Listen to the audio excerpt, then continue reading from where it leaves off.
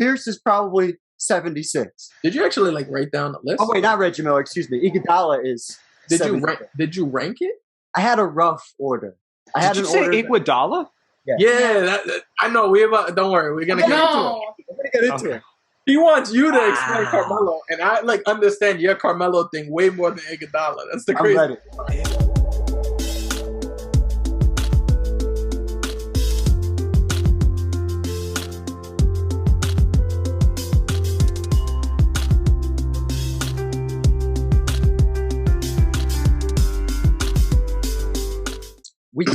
We each came up with a list of our next 25 that should be added to the 75.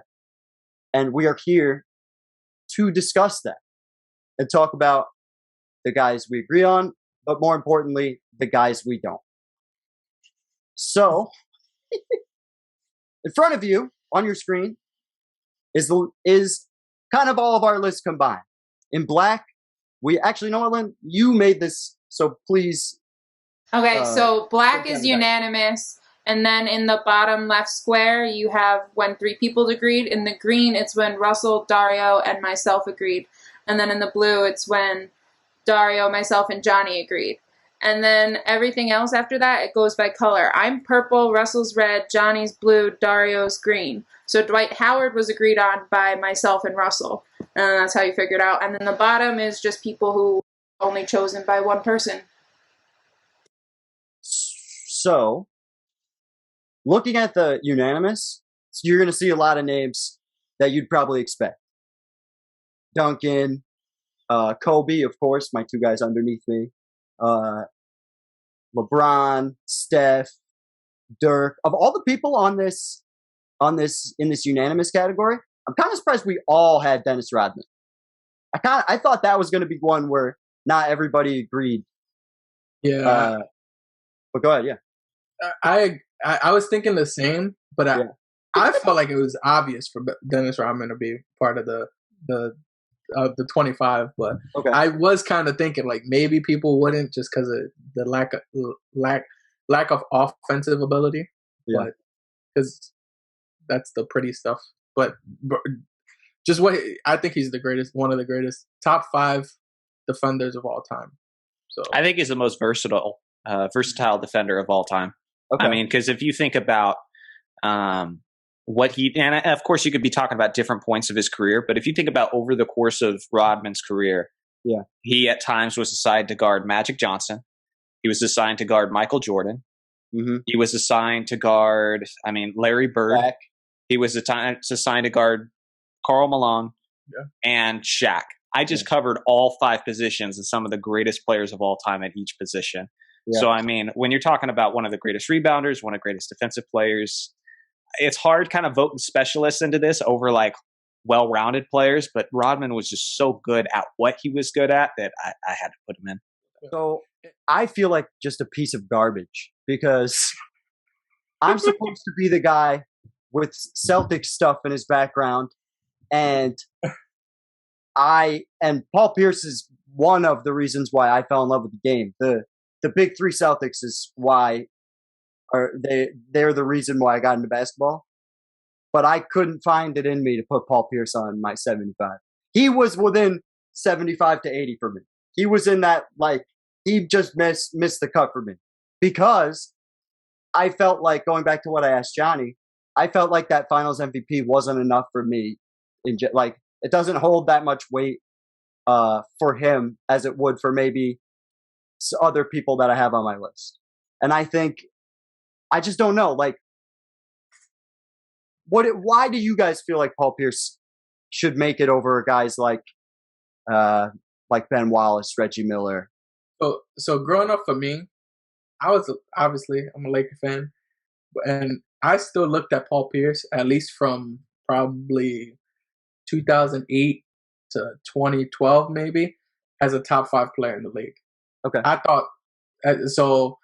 I definitely held him to a pretty high standard personally, but obviously the championship against Kobe and the obviously that means a lot to me.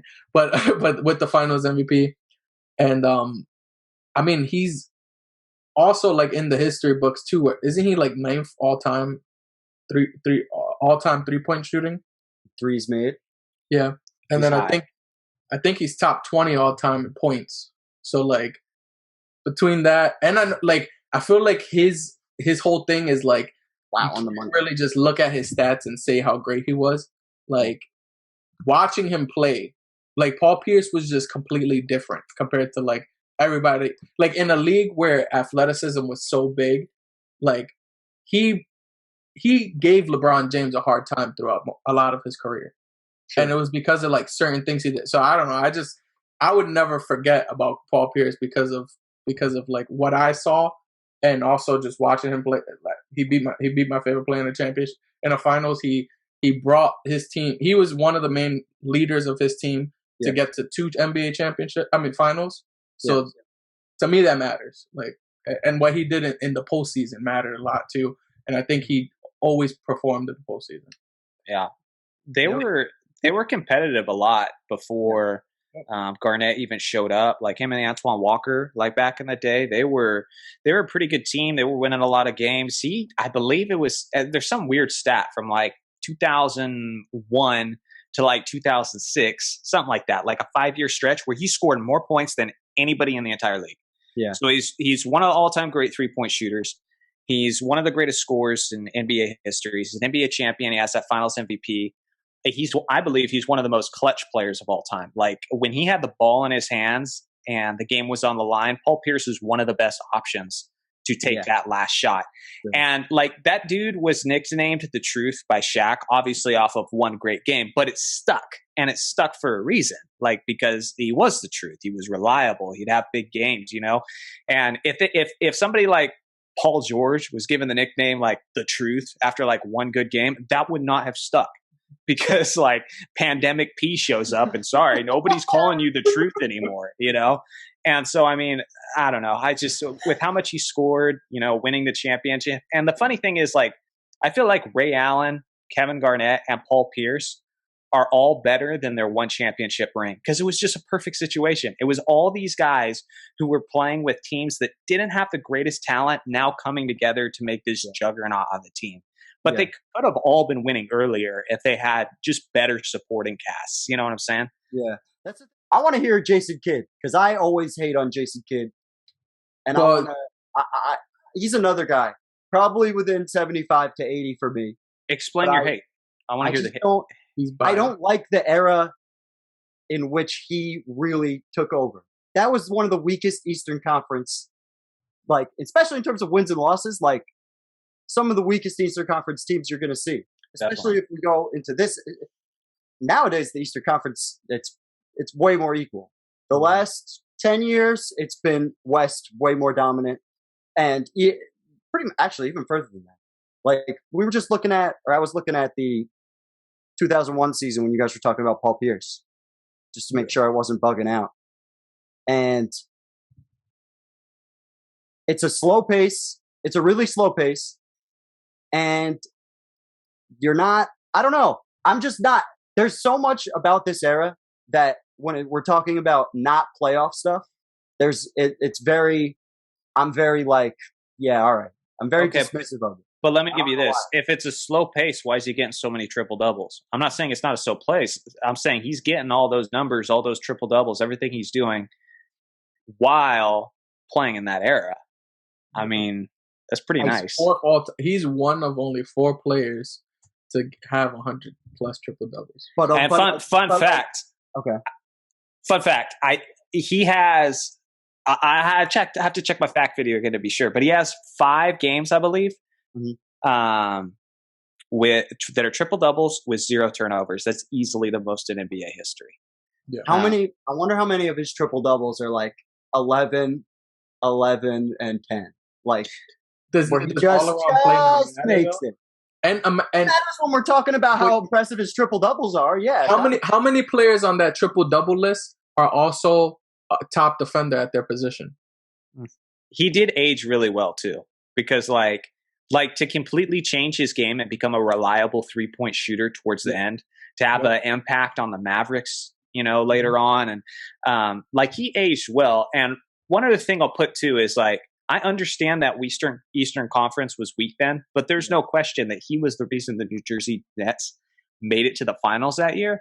Yeah. And something that made a huge impression on me is watching Jason Kidd. Now he's older at this point; he's not in his prime. Watching Jason Kidd on the Redeem team, dude. Like, if you look at like how him and LeBron were together, it was magic. It was so beautiful. Like the lob passes, the outlet passes, the transition, the no look passes. It's like just to like he made like Vince Carter had one of his best seasons statistically right after he joined Jason Kidd. And like, if you put Jason Kidd with a guy like that, LeBron, oh my gosh, because that was a trade rumor for a while. So again, they did win a lot in a weak Eastern Conference, but I'm also thinking like, man, he could have even won even more if you just put him in the right situation. Yeah. And I want to talk to you guys about Andre Iguodala because I knew that this would be a boiling hot take, right? But before you continue, Ross, I just have a question. Yes. Now knowing what you know about Bobby, are you still picking Iggy over Bobby? Well, this is my thing. I'd probably not. But like, fuck it, I got to do my point anyway. Do it. Let's do it. This is that undisputed first take type crap where it's like, they don't even believe it, but they're going to argue it anyway because, this is what I'm here for. Conflict. Yes. Yes. You're not supposed to be telling the audience. You're supposed to just be, come on, That's guys. okay. Let's see how well he can argue one of the worst picks in the 75 I've ever seen. So go for it. I wrote the first thing I have here in my notes is he was my 75th player. I said that. You're starting on the defense. You're starting on the defense, dude. He is my 75th player. All right, he's not above anybody that maybe you would think. Oh, how many people does he have him above in the 75? Nobody. All right, he is scraping the bottom, crawling his way into the list. But he's been successful literally everywhere he's been. Right. He made the playoffs out of his 17 seasons, 14 years he's been in the playoffs. He's gone far in the playoffs a lot. He's played with all kinds of amazing talents and made them better than they were previously. Like, I think he was very good for a guy like Allen Iverson. I think he was very good for a guy like Steph Curry. I think he was good that weird year when he was on Denver and they were fucking awesome. That's one of my favorite dark horse teams of all time. Is that Nuggets team? That 2012. That Nuggets team that like. And they didn't have a superstar, but they were still. But he was the closest thing. And JaVale McGee would come in for like 20 minutes a game and just completely destroy everyone. It was the weirdest. They used their high altitude in Denver. It felt like to their advantage because they were going up and down the floor constantly. All 9 yards. Fun fact about that, apparently in the playoffs they played the Warriors in the playoffs that year, and Steph Curry was getting fouled like aggressively by, it was something that George Karl, and I guess everything that we know about George Karl now, it's not that surprising, was coming at him, right? And Iguodala went out of his way to be like, yo, I'm not a part of this. Not a part of this, and they're playing him hard. I just want best person to win. It's funny that he ends up on the Warriors not very long after that conversation. Feels like, but anywho, gets to the Warriors, sacrifices immensely. A guy that could have easily done way more than he did with another team goes to Golden State and becomes like one of the best glue guys for a dynasty type team, if you want to call that Warriors period a dynasty.